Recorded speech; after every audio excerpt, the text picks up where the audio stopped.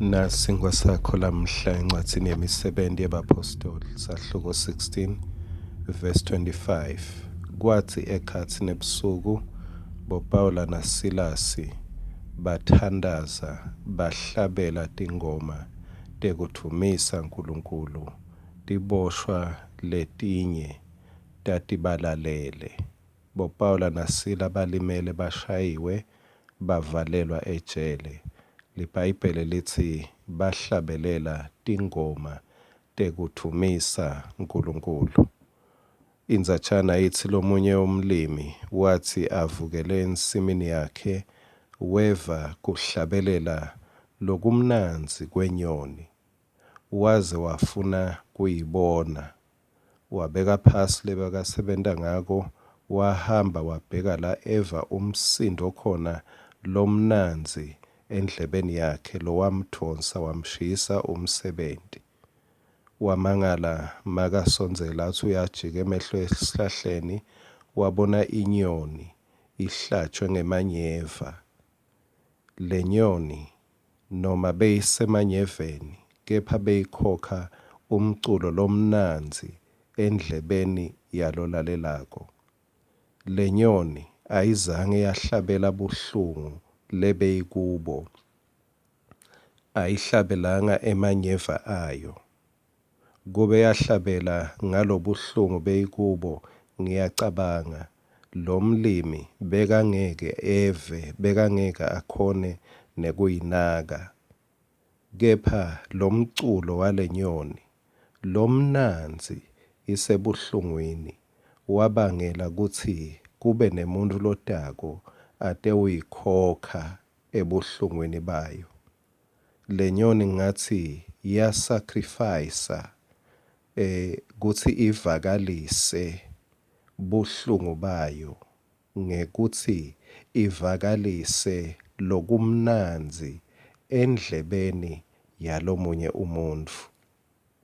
Ngiyamkhumbula Jesu umhlengi, kwasho ingoma Jesu umhlengi wami wathi afakwe umchele wemanyeva, wakhokha emavi lamnanzi. Lesikhuluma cishe ngawo etikhatsini letinengi, iminyaka ngeminyaka. Lafaka ekhatsi babe batsetselele abakwati labakwentako. Wakhokha emagama lamnanzi Jesu asebuhlungwini, ahlatshiwe ngemanyeva, afakwe umchele wemanyeva. Wakhuluma emavi lamnanzi laqondze kuvakalisa bumnanzi benzethelelo emhlabeni.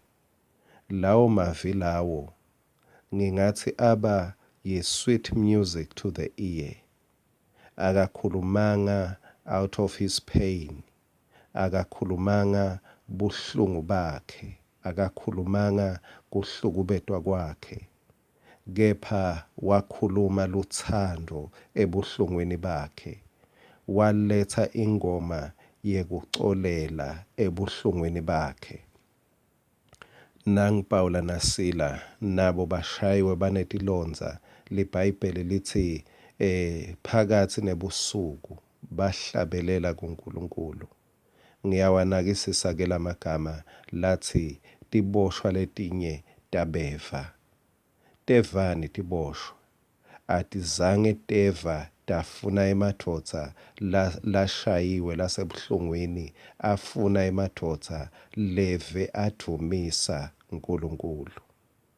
Kanjalo nawe ake sewukhokhe liculo lendvumiso, ake sekuphume lokumnanzi, noma ngabe bekungaba nabuphi buhlungu longaba nabo, bumnanzi belivi lolukhulumako leliyoliswe ngasawoti, bumnanzi beliculo lolihlabelako, bumnanzi betendo lotawutenda, noma ngabe bekungathiwa wena ulimele emoyeni, ungakhulumi out of your pain, ukhulume out of your love. Ungakhulumi out of your dark hour, ukhulume out of your hope. Ukhulume ngaloku lokwethembako noma kumnyama lala ukhona khona. Lithi tiboshwa tabeva, akube khona loluvaka oluculo lakho lamhla, akube khona lova indumiso yakho lamhla, akube khona lova ingoma yakho yeluthando lamhla. Khumbula, le nyoni yeviwa yakhululwa ngekuthi yahlabelela ingoma lemnanzi leyadonsa lomunye. Nawe usahlabelela, usenda tento teluthando, usahlabelela tingoma tekudumisa, usakhuluma emavi layo luswengasawoti. Ngiyakholwa lizulu linendlela yekukwephula ebuhlungwini bakho, usaveta luthando lwaNkulunkulu, uyawudonsa indlebe yetingilosi taNkulunkulu to come to your rescue. Stay blessed in the name of the Lord. Amen.